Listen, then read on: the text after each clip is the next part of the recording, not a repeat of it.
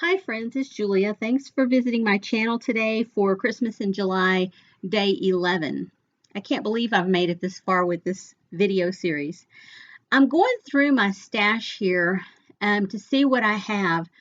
I, I opened up another mini kit. Yesterday you saw I kind of finished up that first little mini kit I was using and showed you what I had left over. Today I've started on a new mini kit.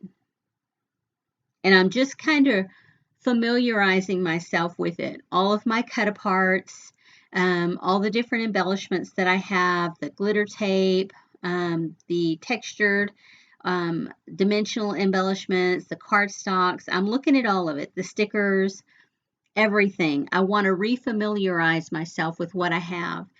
And it helps me to know when I'm thinking about the card making process, um, what bits and pieces are in my general kit, generic kit, if you will, that I can pull in to utilize if I need them, if I need it, whether it be embossed pieces,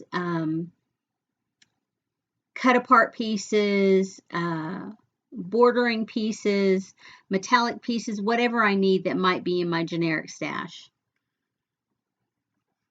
And so you see here, I had pulled in the, made the 6x6 paper pad of the cardstocks that were Christmas color cardstocks by American Crafts. I had pulled that little mini pad into my generic collection. And so I went through and I pulled out the 4 sheets here that you're seeing of this red. And it's not really like a deep red, like the red polka dot sheet you see there. To me, that is a more true red. The other one is more of an orangey red or a pinky red, but it matches a lot of those lighter tone pattern papers in the 6x6 paper pad that I pulled in. And so I'm just hunting through to see what I've got and what I can use on these card bases. And because I cut 4 down, I'm going to go through and of course make 4 card fronts. So this video will have 4 cards. Do you guys do that when you're making cards? Do you make them directly onto the card base, the piece that opens up that you fold over? Do you make your card directly on that, or do you lean more towards making a what I call a card top, which is you put everything on pattern paper or cardstock and then you glue it all to the card base, the folded card. Does that make sense? How do you guys do it? For me, this is a process that I've developed over years. Very seldom do I ever go directly onto the card. I always start with the card base. And a card base to me is just either a 4.25 by 5.5 or a 4 by 5.2.5 or a 5 by 6.5. Whatever card base size I decide I'm going to use. And I use standard sizes, like I buy my pre-made, pre-folded, well, they're not pre-folded, they're scored to fold, and card envelopes. I buy sets of those blank ones at Michael's or Hobby Lobby.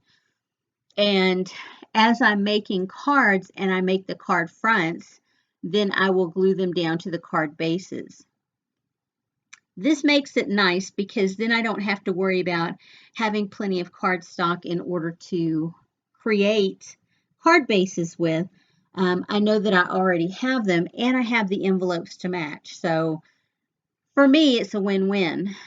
In this series, though, I do find myself utilizing some 12 by 12 cardstock, craft cardstock to cut down to make card fronts card bases, because I ran out of all the pre-cut because I was making so many cards.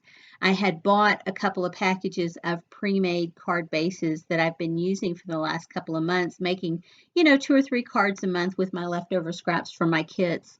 And I just found myself making tons more cards, and especially with this series, I've gotten down to the bottom of those cards for the smaller size. The 4 by 5.5 is the standard Michaels or Hobby Lobby card.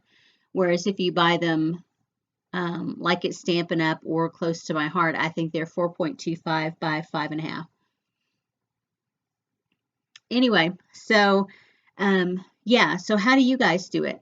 Do you make your own card bases? Do you buy pre-made card bases? And do you make your cards directly on the card bases, or do you make a card front like this, like on pattern paper or cardstock? I'm really curious to know how other people do it. I watch a lot of videos, and I was really surprised. The people that I have seen who are card makers in person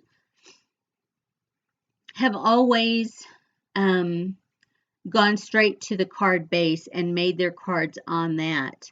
And I never felt right doing that. So I learned over the course of time, if I was going to like a Close to My Heart party or a Stampin' Up party, that I just knew I needed to always have a little extra cardstock with me if they didn't provide it, in order to make things the way that I like them.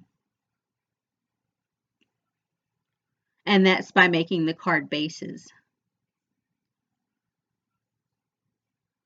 So here you can see I've got everything ready. I pulled out the cut apart pieces to go on here. I've got the 2 pattern papers on each of the card bases, and I'm going to layer everything up and glue everything down. I'm going to show you the whole process on this first card, and then I'll come back and I'll show you the rest of the cards having already been done and everything glued down, and even the stamping on the inside. I did lose a little footage because I forgot to check my battery on my camera and my battery died. But as I'm going along here, you'll see on the inside, if I have some scrap papers, I will put it on the inside. But typically when I'm starting off with these mini kits, I'll put washi tape on the inside, only because I don't have tons of scraps when I'm starting out. I could reach over to my scrap bins that are pretty close to me, but no, I'm not going to. I'll just use washi tape. I have tons of Christmas washi tape that I have had for years. I've not bought any new in years and years, so I need to concentrate on using that a lot more, and using it on the insides of cards or on card fronts or even on envelopes is a great way to utilize that. So you see, I'm just going through here and I'm getting everything done. When I finish this up showing you this part, then you'll see all the finishing touches that I added on, which includes sequins, I think snowflakes, or just sequins.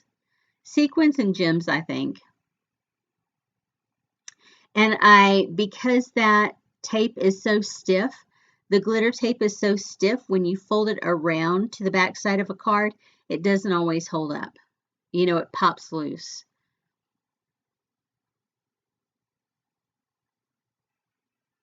So now I'm looking for finishing touches on there, and I'm debating on what I'm going to use, but eventually you'll see it's fixing to cut out here. I thought I was going to use these, but I end up not. Anyway, I appreciate you guys coming by, and I hope you'll continue to come by every day in December.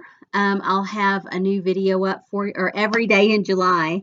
I'll have a new video up for you. I hope I inspired you today. I'll see you on the next video. Bye-bye.